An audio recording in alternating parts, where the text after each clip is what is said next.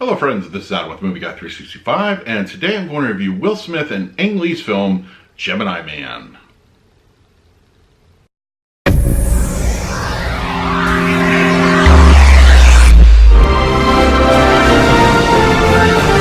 you're new to the channel, please hit the like button, subscribe, hit that bell notification. I put out videos every single day. You can also find me over Twitter and Instagram at Movie Guy 365, as well as over at the Disney Magic Hour podcast. I will leave a link for that in the description. All right, Gemini Man. I've been looking forward to this / dreading it because this trailer has played pretty much consistently for the last 3 months. And as much as I go to the movies every week, it gets a little tiresome. It's even gotten to the point where I try to show up late at the theater now because I'm tired of previews. Anyway, I've been very much looking forward to this because I am a huge fan of Ang Lee as a director, and of course Will Smith. I feel he's a good action star, and sometimes his stuff is a little better than others, but I feel that he's strongest in his action roles. I know he does a bit of drama here and there, and they're okay, but I really kind of just stick to his action stuff for the most part. So anyway, Gemini Man also got some press because of its use of the technology. They've utilized not only 3D, but HFR with high frame rate, which a lot of us moviegoers and collectors kind of don't like, and it's basically translates to a form of soap opera effect on your TV. So whenever you buy a new TV, typically they leave that thing turned on. It's just, true motion, and it just makes everything look clear and very just soap opera-y. Like what I mean by that is if you go to a soap opera and everything moves very fluid, it's like basically a form of video. And utilizing that, like the last time that was publicly really utilized was when Peter Jackson did the original Hobbit movie. So that also got a lot of negative attention, and it's sort of kind of getting it here too. So for the sake of wanting to review it, I did actually watch it in the 3D HFR just to see for myself if it looked good, if it looked bad, how did it look overall. I mean, considering, I know it's very subjective on what people like to watch on their screen. I like my films looking very filmic. I'm not an HFR kind of guy, but I did want to review it for this purpose of the channel in that format. So, got to the theater before we even begin, and 10 minutes in, I noticed something was very wrong. So the 3D effect, long story short, 3D effect was not actually turned on during the film. And this is a pretty high volume theater, so for them making a mistake like that, it's very unusual. But there was literally only 4 other people in the theater with me, so they didn't really notice it. I thought it was a problem with my glasses at first, so after about 10 minutes, we finally got it sorted out. So I essentially missed the first 10 minutes of the film, but I don't feel like I missed anything too detrimental. I got basically what happened. So when it carried forward to the rest of the movie, I was fine, and I'll catch it again on Blu Ray or 4K, so I'm not worried about too much about that. So let me talk a little bit about the movie, whether I liked it, and then I'll talk about the HFR and the 3D. So, now as far as the movie itself, it's very basic. So Will Smith is a government agent, one of their best, and he decides after his latest job that he does want to retire.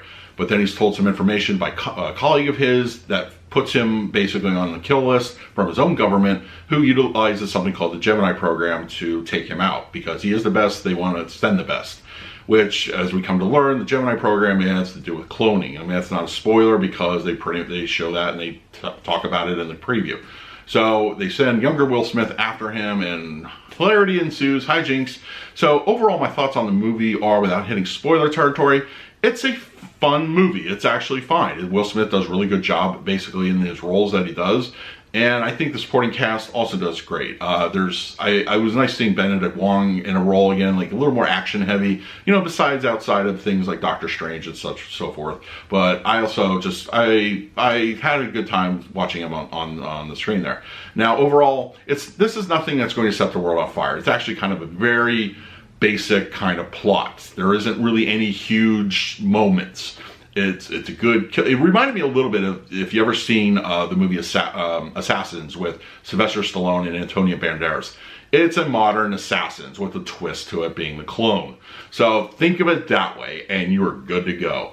Now, overall, I did enjoy it. I did like it, but it's nothing particularly memorable. It's just something that's fun to go to.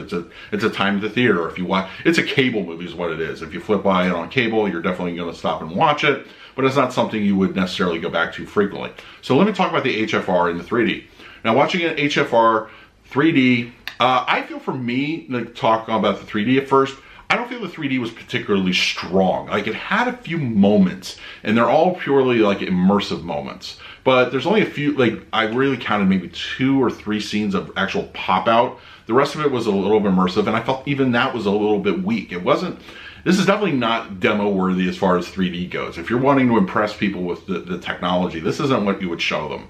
It adds a lot of depth, but that's pretty much it. There's a few times I forgot I was even watching it in 3D if it wasn't for the glasses. It's just, there's a lot of 2D flatness to it.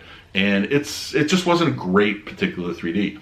Now the big question is the HFR. I think, here's the thing. I think what we see in the theater and what we would watch at home would be fundamentally different. The HFR for the most part did not bother me. There was maybe only a few scenes that I really just felt like it stood out, that it kind of showed what its limitations are as far as like filming goes. But it was okay, actually. I think that some of the clarity looked pretty good. There's a couple scenes underwater I felt was very nice, crystal clear, looked beautiful, and also it enhanced some of that 3D effect I talked about earlier. But I think for the most part, it wasn't terrible. But also, I can't be sure what the frame rate was. If I had to guess, I would say it was at least 48, maybe more. But of course, none of the theaters in America can fully utilize what Ang Lee had filmed here, which is kind of an odd thing to release like in America as a gimmick, but then not utilize it fully at any theater. So I can't really speak to like exactly what it was intended, because once again, our theaters here in America were not able to replicate that.